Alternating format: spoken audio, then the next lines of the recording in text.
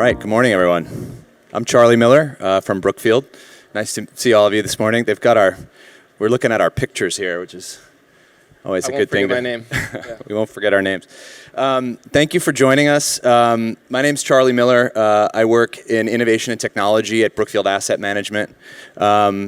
We have a really interesting conversation and a really good cross-section from the property operations and management side to solutions, to hardware, to data, to technology services and support. So I think we're going to have a good conversation today. I'd like to start by letting each of these guys introduce themselves, and then we'll get into it. And if folks are interested, and if we have time, I'd be happy to do some Q&A at the end of the conversation with you all. So why don't we start with intros? Yeah, thanks, Nick. Jason McIntyre. I'm our sustainability director at USAA Real Estate, based in San Antonio, Texas. I guess real quick would be, I'm ultimately responsible for property level sustainability, but really fund and corporate ESG reporting. Hope to bring that perspective to the conversation.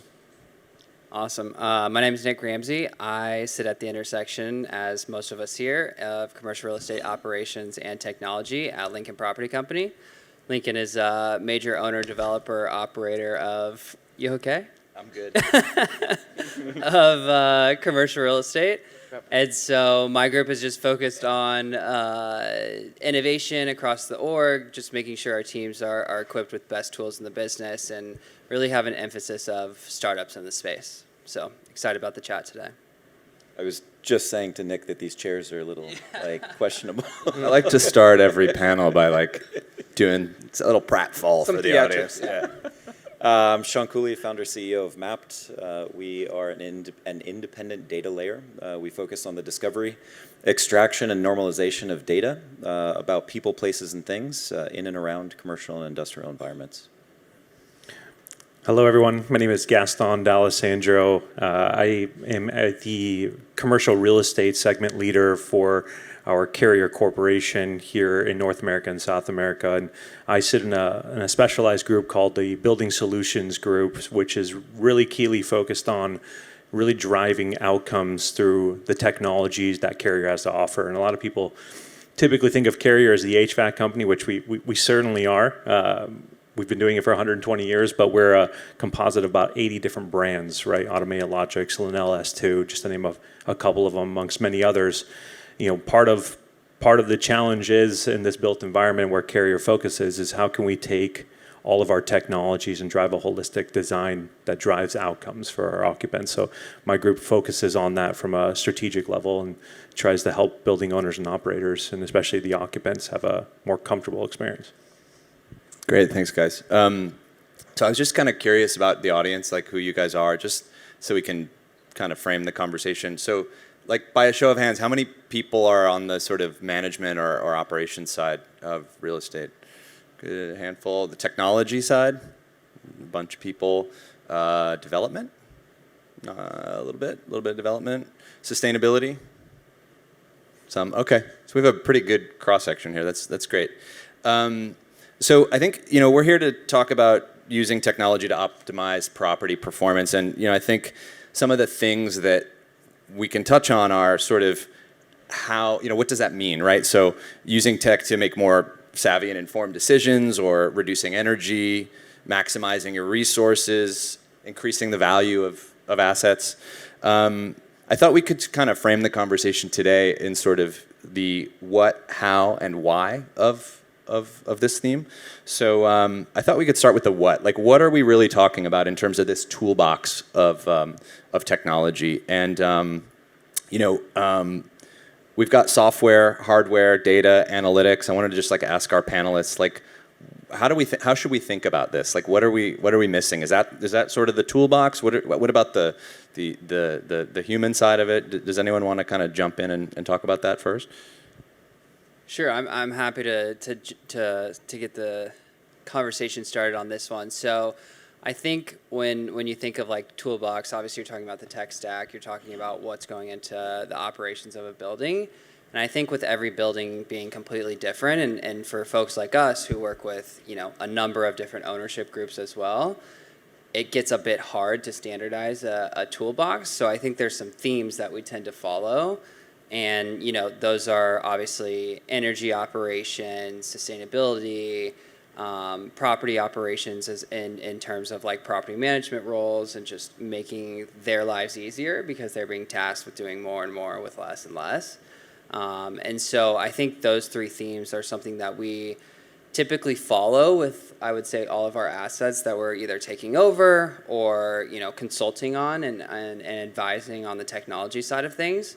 And so, I can dive in deeper because I think we'll go into more here, but those are just the three themes that we definitely focus on every asset. And then there's some obviously ancillary stuff depending on the assets as well. Yeah. How do you think about it at Carrier, Gaston?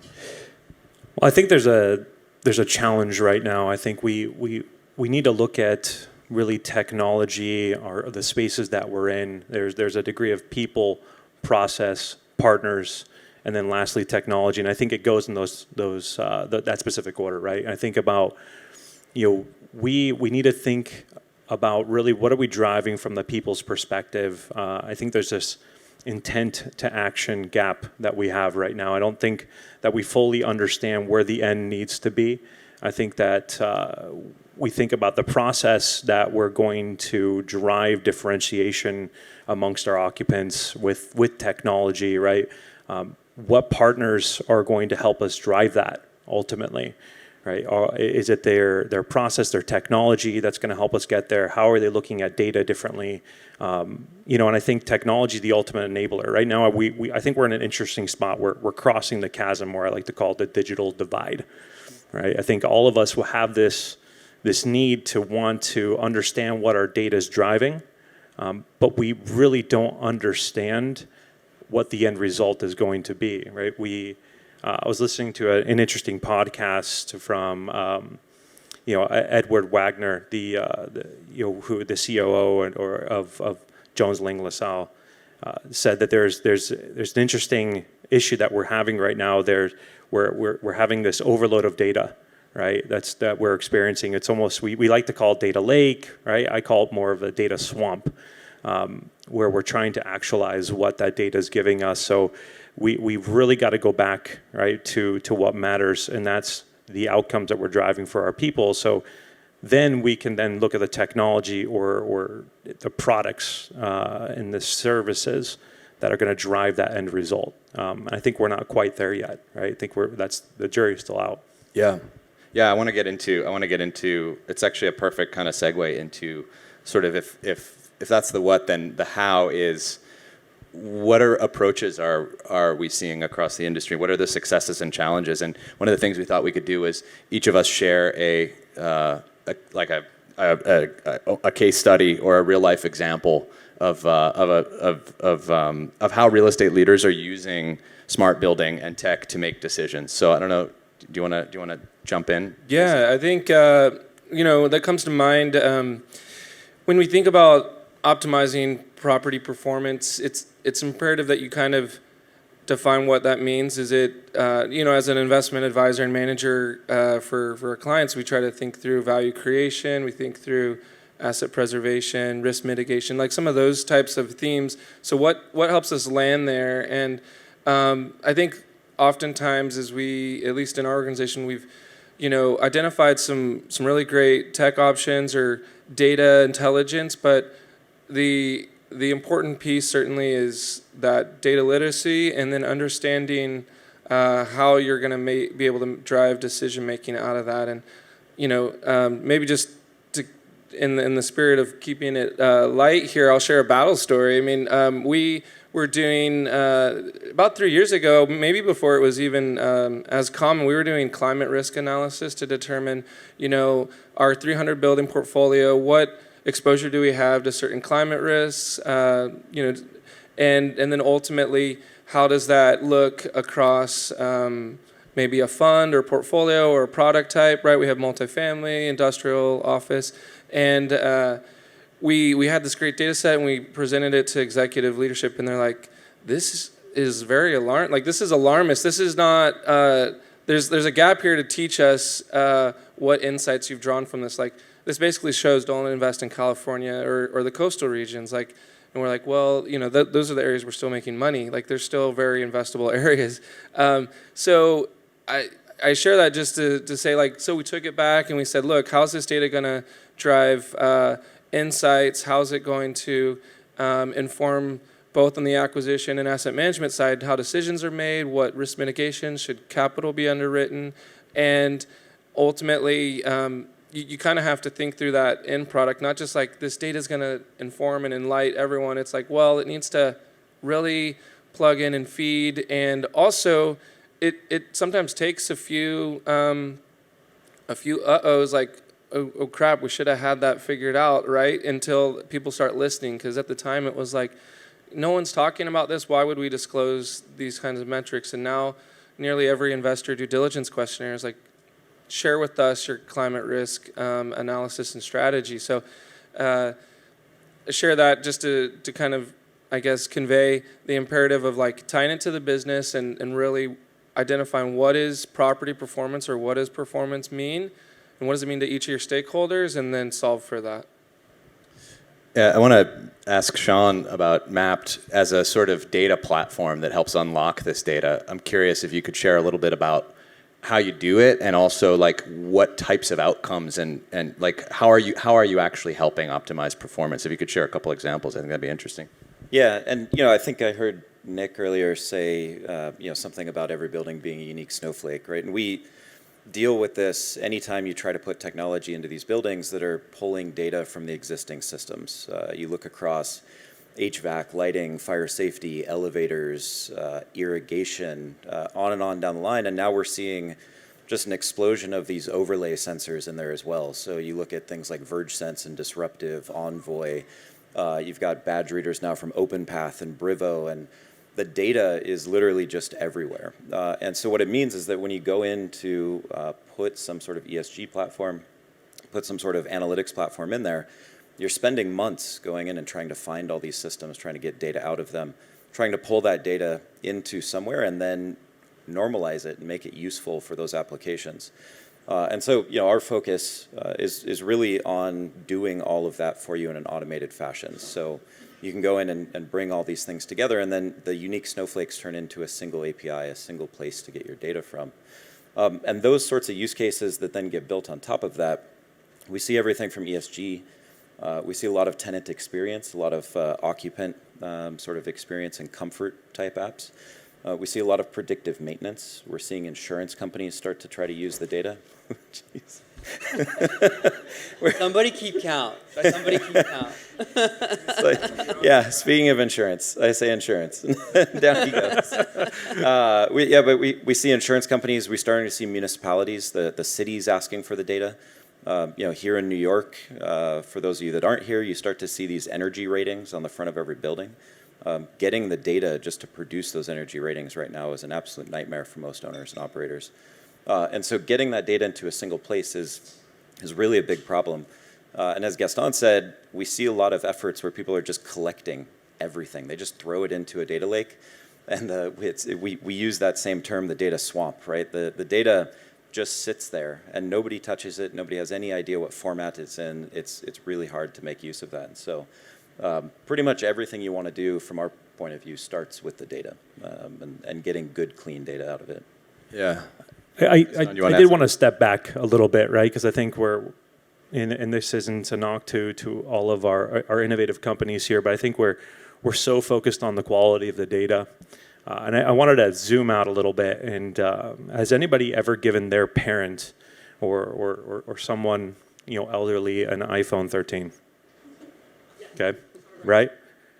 How many times have you, because at Apple, right, and we share this experience, Charlie, both having worked at Apple, they have those Today at Apple sessions where they bring their creative people and they teach them things. How many have done that? Show of hands for someone in their family, right? We've all done it. Come on now. Everybody needs to have their hand raised at some point, right? We're all technologists. I say this because we have an incredible power in our technology these days, the data that it's giving and what it's bringing to the table, but we're not taking the time to really go back and think about the operators and those that are driving the building. I think there's an important piece of how we're enabling these individuals to understand that data and to actualize and make some changes, right? And I think this is really important because it's not just about putting a new system to fix an old problem, right? I think there's a degree of tribal knowledge in these assets that our operations people have that needs to be translated, right? And I think every building is unique. We said that before. It's got its own unique footprint. It's like a fingerprint, right? And so I say this because the data needs to drive an action of some sort. And I think that's really where the problem is, and where we get into the data swamp situation is because those people that are ultimately tasked with operating this building or keeping this room cool need to rely on that data to ultimately connect to an action. And I think that's where we need to focus on. And I think sometimes we've gotten so focused on driving feature, that, at the end of the day, what really value is it driving to the equipment, the endpoints, to the people, right? I think the human capital here is important. It's interesting. I feel like you're talking about change management and sort of the human side of this. But did you have something to add, Nick? Yeah, I mean, just coming from like the operations side of things, right? So being property management heavy, 400 million square feet in our portfolio, you can imagine how many property managers still need to be handheld and still need to have trust in what you're bringing them, that this is going to be a solution that's going to be successful for not only to make their lives easier, but just for them to be able to sell it on to the rest of the property managers, because that's the best way to get adoption. And a company like ours is, one property manager uses it, they have an amazing success, and then they can go out and drive that change, and I can just help facilitate being in that innovation role, right? And so I think, a perfect example of that for us is using a group like Gridium, which is siloing the energy information, but it's allowing the property manager to take control of, reducing Opex very quickly. And that's a win in their book. It's a win in the asset manager's book as well. And so those little wins add up, and they get excited about that. And then they want to continue driving that change throughout the org, which I think is the only way for somebody like us to be like super successful on the ground, is having that property management buy-in for sure. Yeah. Wait, in that case, just out of curiosity, how is a solution like that reducing OPEX? Is it in terms of, where is that reduction happening? Yeah, so there's a couple ways that they can do it. So essentially what they've done is they do a quick 30-day free trial, plug into the building, basically online, like PG&E or whatever the case may be. They can say, you can turn peak hours on, start the building an hour later, you can save X amount of money. They also go after rate savings, stuff like that. I mean, you're familiar with all of that kind of stuff. And so it's more so relying on the third party that they have a really good relationship with. That's kind of called their energy czar, and utilizing them to a place that they can actually make these changes, and then obviously that's decreasing OPEX, which is increasing the value of the building as well. Yeah, that makes sense. So one thing we've talked a lot about beforehand is I think someone used the word snowflake. Every building's a snowflake, right? Every building is different. There's not a one-size-fits-all approach to any of this. I guess I was going to ask Jason, how do you, across your portfolio, which is pretty varied in terms of the asset types, how do you tend to approach this in terms of, are there templates that can be created based on criteria, or what strategies can you use to interpret data from different types of buildings? I think the first approach we take is certainly look at where we have the most management control and influence. So certainly modified gross leases. So naturally our office product, some of our retail makes sense, and then some of the multifamily. What we've aimed to do also is just ensure that lease types are structured such that we can make impacts and implementation. So yes, triple net leases, our tenants are controlling their utilities, their operations. And so in those cases, maybe we have less oversight or less influence, but we've approached our technology, asset level, property level technology by looking at where we have management control, and then what ultimately contributes towards really our business case solutions. So where does it save money? Where does it provide tenant retention? Where does it improve satisfaction? Where does it further communicate our sustainability story? And again, my purview was primarily around sustainability implementation. So we're doing a lot of interval meter readings and analytics. We're doing fault detection and diagnostics, but we can't do it across every building. So it's a partnership with our asset management team internally, but really our third-party property managers, and we're finding more and more so our tenants. I mean, from the standpoint that they have a sustainability journey they're on as well, and there's synergies. So we're trying to leverage those strengths and synergies.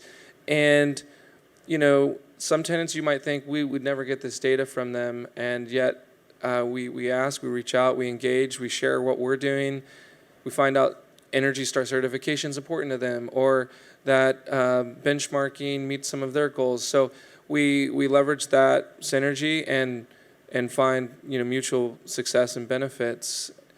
And you just have to know that flexibility has to come because of the uniqueness of every building, whether it's a single story, 50 stories, or lease types. Yeah. Do you want to add something, Nick? Yeah, I do. So I think it's interesting. So this is like a new use case for us and something that we're exploring around just continuing to grow the property management business. And we want a pretty large portfolio of 15 buildings with a well-known owner, for the reason of that we'll provide ESG related services, but also technology advisory services to them. So we're having quarterly updates, quarterly, implementation type conversations, and they're very engaged in that type of conversation, which that's the only reason we won the pitch, is because we said, yes, we have ESG, yes, we have technology, and we can be hands-on with all of your assets that we do together. So I think there is a little bit of a shift as well on the ownership side of things of, hey, ESG is obviously insanely important. Technology is similar to ESG in the terms of you have to have technology to power a lot of these things in the building. So why are we not focusing more time on this? So that's an interesting, call it new use case that we've come across of winning a pitch because of these ancillary services rather than just our regular, property management type services. Yeah. And then I just wanted to add, so we talk to a lot of owner operators as well as corporate tenants across these spaces. And we still come across owner operators that sort of do the it's a triple net, right? That's somebody else's problem. The tenant will deal with it. And when we talk to those tenants, the tenants are actively looking, the ones in dozens or hundreds of locations, they're actively looking for space that, as you said, already meets some sort of Energy Star or other type of rating around energy, or already has access to data, gives them some way to manage their large portfolio of space that they're in. And so I would say that, if anybody, and I assume nobody in this room is, but if anybody's still of the opinion that on a triple net lease, it's not the owner's problem to deal with this stuff, I think they're falling behind very quickly here. I saw something really interesting yesterday on my walk back to my hotel. I was there on Park Avenue, and I walked by a building, and I sent this text message to my vertical market leader, and I took a snapshot of the building, and in front of the building had, the sustainability metric, right, and a grading, just like a restaurant is, right? There's an energy rating, and they had a D in front of it. I remember looking at that and saying, wow, that's really sad. They have to post that in front of their building. It's really embarrassing. Then I saw the person walk in that probably lived there, and I said, man, I feel bad for him. I can't imagine what that guy's utility bills are, right? He's got a D building, right? I think about where we're going and how our society is working. We think about these newer generations and how important sustainability, energy efficiency is, what it means to them, both obviously from a financial standpoint, but from doing the right thing. I think we're changing sort of the way we look at buildings as just an asset, a monetary asset, right? To something that we're giving back, right? And not having to pay this absorbent amount of money on a utility. Right? I do not want to live in a building that has a D rating. Right? I just don't. I would live somewhere else, to be completely honest with you. I thought that was really impactful as we sort of look through that lens, right? We need to think about that optically what that's like, right? What are we doing to reshape this world, right? To be a little bit better, right? And seeing that sign, like, it's progress. We're making our way towards that. But that was interesting, right? I had a nice chuckle about that. Yeah. Nobody wants to eat at the D restaurant. No, that's for sure. I saw one recently where there was a B, but they worked it into the logo of the restaurant. They hid it, they masked it in the logo of the restaurant. The interesting part about that, I came across one the other day that was a D as well, and it was at a 5. So there's a sliding scale right above the letter grade. And so I looked it up afterwards, and apparently you can get a 5 just for telling them what type of glazing you have on the side of the building. And so that's enough to get you out of the 0. And apparently there's fines right now for having a 0, which means we didn't have any data. We couldn't produce a report. And so just saying you have certain types of glazing on the side, like you can get into the D, but the D goes all the way to 60. And then past 60, you start moving into the higher grades. And so the like minimum effort, like, yeah, we got a rating so we don't get fined now, and then we're done with it. I agree, it's sad. Yeah. Maybe just while you're talking, Shaun, I want to kind of just pivot a little bit and ask about the actual getting into the weeds a little bit with data collection.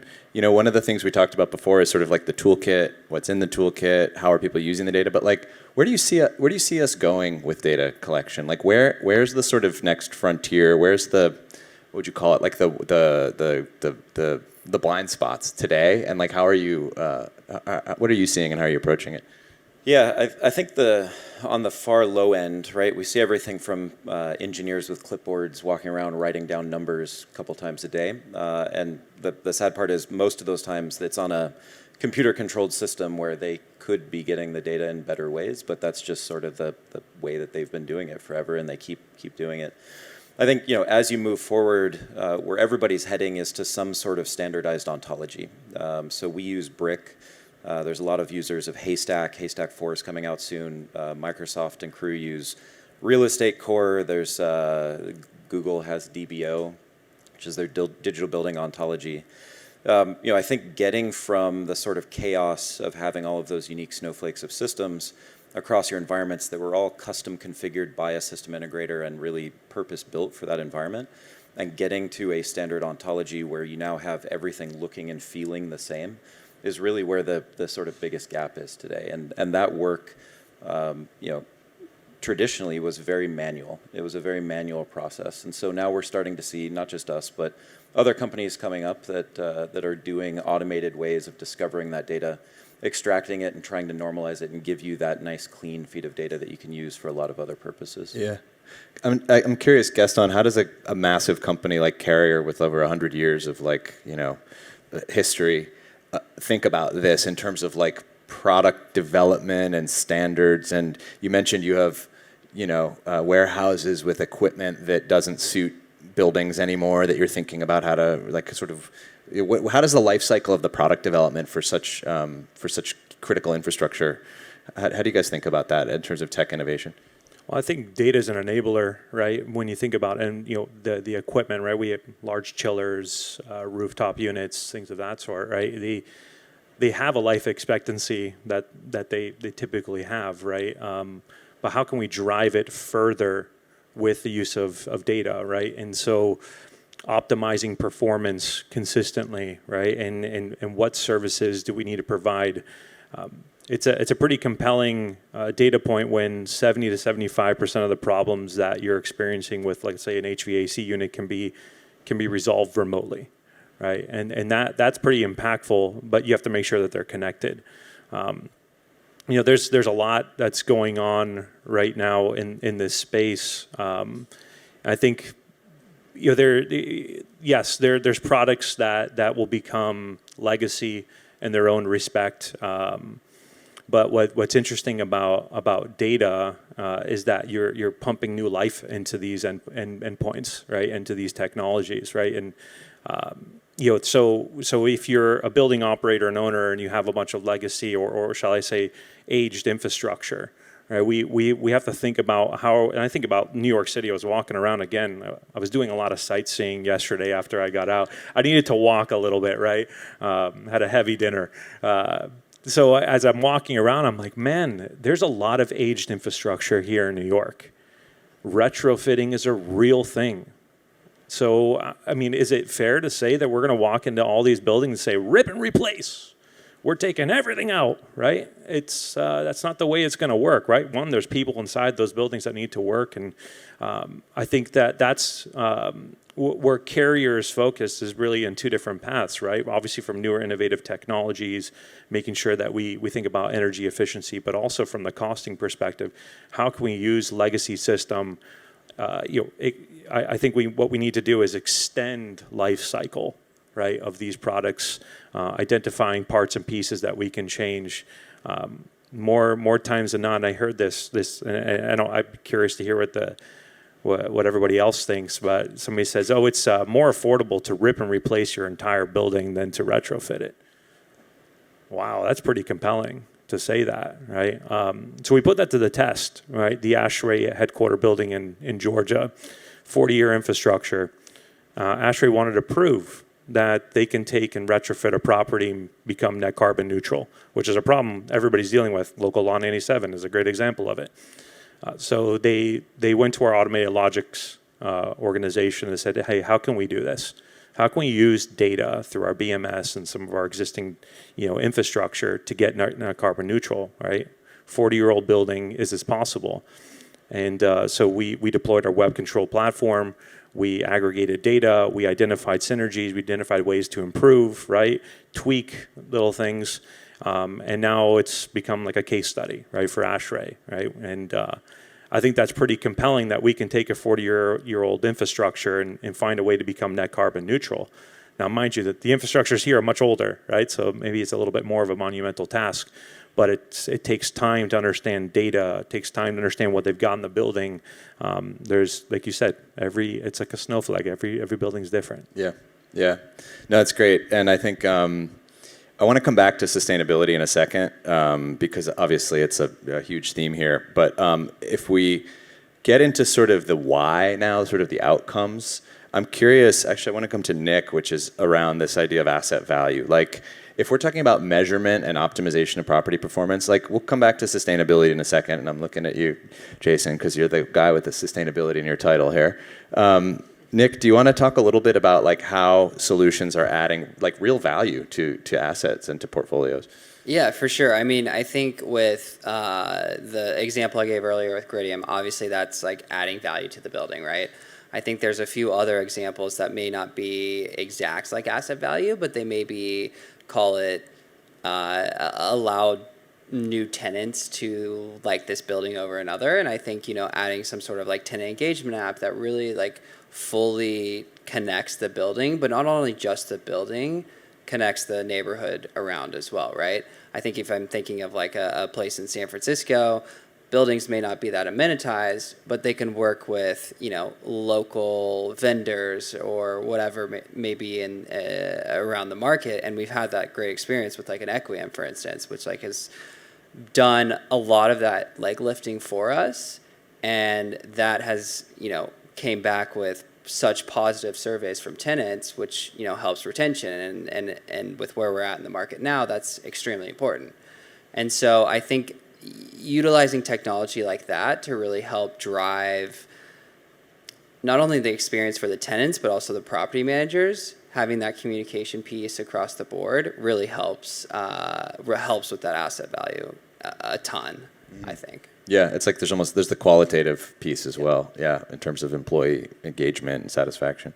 Well, let's talk about sustainability. So in terms of like, the role that tech is playing in sustainability, we've been talking about it a bunch, but I'm curious at USAA, like, how do you see this? Like, where are we today, and what opportunities still exist? And I think I'm going to answer part of Nick's question too, only because like our strategy, as a fiduciary, our requirement, our creed essentially is to produce value. And so our solution really is a business case for sustainability. So, within the basic constructs of NOI, net operating income, you can either increase revenue or decrease your expenses. And we've taken that approach from our sustainability standpoint is, where can we, for the most part, reduce Opex, but also we've looked at revenue opportunities. So whether it's rooftop solar rental, agreement. So we've leased several rooftops to do that. And it's not necessarily a sustainability play, except that we're adding solar to the grid, but we're essentially capitalizing on the fact that there's solar renewable energy credits, and that can be monetized, and we can produce rental income that way. But especially on the Opex savings, and if those Opex reductions are passed through back to the tenant, then it allows us to either be more competitive in a marketplace, maintain potentially higher rents, but at least higher occupancy. If we're comparing our building next to the one next door and we have a lower CAM, then we're that much more competitive. So that's been our strategy, is to really focus on that, is maintain our approach of an investor first mentality and deliver on value.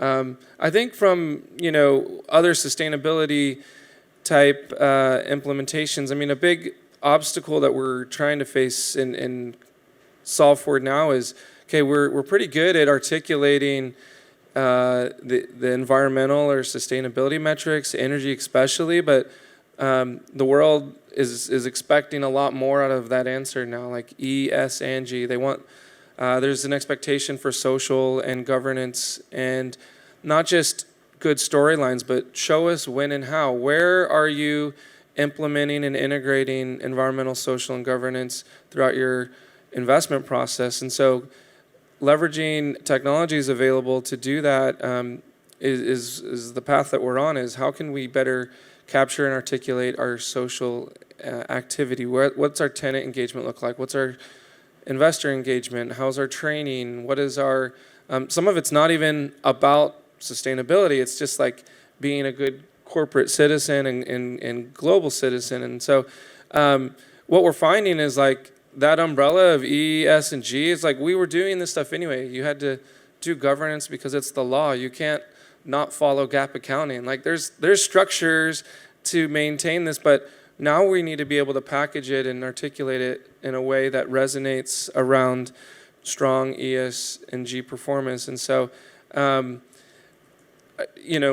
able to articulate that and especially aggregate. I mean, we have over 30 different funds and separate accounts. So you have to be able to skin the cat or slice the data in so many different ways. And that's where we have to rely on data implementation to better articulate that in a timely fashion. Yeah, no, that's helpful. All right, well, we have about 7 minutes left. I was thinking about taking some questions. I'm going to Charlie, try really hard not to fall. Yes. Charlie, really quickly, I did want to mention something about sustainability, right? And Go for it. I think we're all going through challenges in our own respect with sustainability as organizations, and Carrier is. I mean, we're victim of this as well, right? We just recently built, a couple of years back, our Center of Intelligent Buildings there in Palm Beach Gardens, Florida. I mean, I walked into the place and I was in awe, right? And I said to myself, this is why I joined, Carrier, because here we finally made a building that we can coin as sustainable, right? LEED Platinum. Now, that came with its own set of challenges, right? So you have sustainability, energy optimization, right? And tenant experience, all these things that we need to juggle. That's no easy feat, right? How do I become more energy efficient, but yet still drive good indoor air quality, bringing more fresh air? And there's this delicate balance from a financial responsibility to being more people-oriented, right? And so we partner with Harvard and Joseph Allen to do a CogFX study, really to understand the indoor air quality, right? And how much fresh air you need to bring in and how that helps cognitive function. Great, right? We noticed that having fresh air helps us, right? But at the end of the day, we still had energy goals we needed to meet. So this is where we leverage data, right, to fill some of that gap. And this is where I think it's important for energy owners and operators to understand data and numbers tell a story. And if that story is, I want to find the balance between driving great experiences and comfort, but I also want to have the energy, the sustainability, energy savings, the LEED Platinum, right, fit well, right, well building, right, all these standards. how do I get to that point, right? And it takes, and there's a lot of partnership that goes into this. And we weren't perfect by any means, right? We were over budget. We had to cut our project back for that Center of Intelligent Building significantly. But what I'm trying to say here is that there is a way you can meet it, right? And I was sitting in our building, and they have this way that we can measure how much money we've spent that day on energy. And I saw $149 to operate this building. We're paying on our utility, $149 in the midst of summer in Florida. That's crazy. So it's possible. It takes work. It takes a plan and a strategy of people, operations, right, and ultimately the experience. So for those who are finding it very difficult to get to the sustainability that we need to, or to the ESG goals, it is very possible, but you've got to do it through partnership, right? You can't do it on your own. And I think some of us are out in the industry are trying to do it on our own, bake our own stuff. But there's those that are further along that have the algorithmic advantage of years and years of experience. I think you got to think about that when you're investing. That's great. Thanks for sharing. I was thinking I moved into an old house recently. I think I pay more than that to cool my house. Oh, yeah, I'm with you. Daily in the summertime. I was going to stand up and see if anyone has questions, but I don't want to risk my life. So does anyone have questions for the panel? We have about 4 minutes left. What do you guys want to hear about that we didn't talk about today? I'm sure someone has a question. Yeah. Can you kind of shout it out if you don't mind, so that I don't have to sprain my ankle on the way down? Yeah, go ahead. I think this is for Nick. You had mentioned owners and their interest in the ESG, and it sounds kind of like most owners are maybe more interested in the E, at least to start with. To that end, part of the E, I think it's part of the E, it could be under S too, but the LEED certification, in particular, I'm wondering about office buildings and how important it is to be LEED certified versus LEED platinum, LEED gold, whatever. Do you have a perspective? This might be a better question for you, sustainability.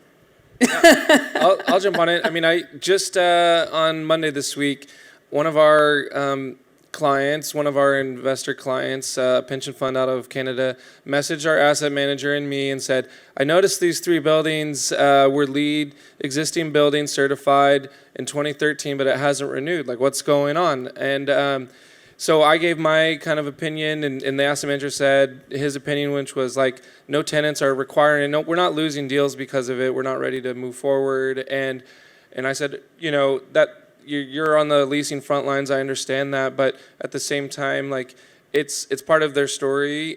Which tenant, offering memorandums have not included an element in environmental, social, or governance. And this was a market not like New York, so it was in Texas, and it's like, okay, maybe that's not a hard and fast requirement, but can we quantify that? And one of my comments in my response was like, a certification stands on its own right, but it really is, in my opinion, a proxy for how well the building's being run. I've taken 30, 40-year-old buildings through a LEED certification and gotten gold because of their operations. Like, so if you want to better articulate and also ensure that your third-party property manager knows their stuff, there's probably a use case for that. So this 3-building campus, will likely renew its LEED certification because, again, it means your systems narrative is in place, your sequence of operations, your tenant engagement, you're looking at refrigerant management, like some of the stuff they should be doing, but now we've just gone through that third-party validation. And if you have the right team engaged, you can do it at a low cost. It's on new construction where you're having to swap materials. It can maybe become much more expensive, but I think an operational overlay like a LEED existing buildings, continues to make sense in our portfolio. We have time for one more question. Anyone? Yeah, in the back, if you can shout it out if you don't mind. Yeah, sure. Charlie, when you asked who's in the room, I think one group in this was designers, engineers, contractors. Yeah. And I think a lot of the conversation throughout the past 2 days is focused on operations and management, right? It's what we put on top of our buildings, on top of our services to make it better. Where do you see that role of early engagement? We're starting to look at specification, the overlap of technology as part of initial strategy and capital investment rather than operations. I Yeah, it's good. It's a Love to question take that one. about development and sort of the process. You want to jump on it Yeah, in the no, few seconds we have left? I'd love to talk a little bit about that because I think technology is now creeping its way into that design phase more and more, and it needs to be. I can tell you where I cut my teeth was in property management. I was a property manager and an asset manager for a large real estate development company, and I'll tell you, change orders killed me in my budget, and because I think they were trying to squeeze as much juice as they could from the tier. When you think about the contractors, right? They're trying to do what they can, deliver the project for as least cost as they can, and technology was never a part of that. So, and that was to the detriment of the building operator and owner. And I don't think that there's been enough focus, and I think it's changing. I will say that where you're getting technology, if it be the designers, the architects, the consultants, people like Carrier and your solutions providers, a part of the conversation before you even get construction in there. What do you ultimately want as an experience, right? How does that look 20 to 30 years from now? I remember asking that question to some major developers, and they're like, I'm sorry, it wasn't developers, a GC. Oh, we're only looking 5 years. 5 years. Look, 20, 30, right? What are you going to put, a 1 gigabyte network backbone on your building? You're going to need 100 later on down the road, right? We got to look at our systems differently because retrofitting, like go back to that previous statement that I heard from that same person, by the way, I'd rather just rip it all out and replace it. I know that costs a lot more money. Yeah. Yeah, no, I can relate, especially, and I'm happy to chat further about this. This is kind of where I tend to spend my time is on the development and the digital strategy side as well. But I think we're out of time today. I want to thank our panelists. Thank you guys for a good conversation. Thank you everyone else. I hope it stayed relatively cool in here. And see you guys soon. Thanks.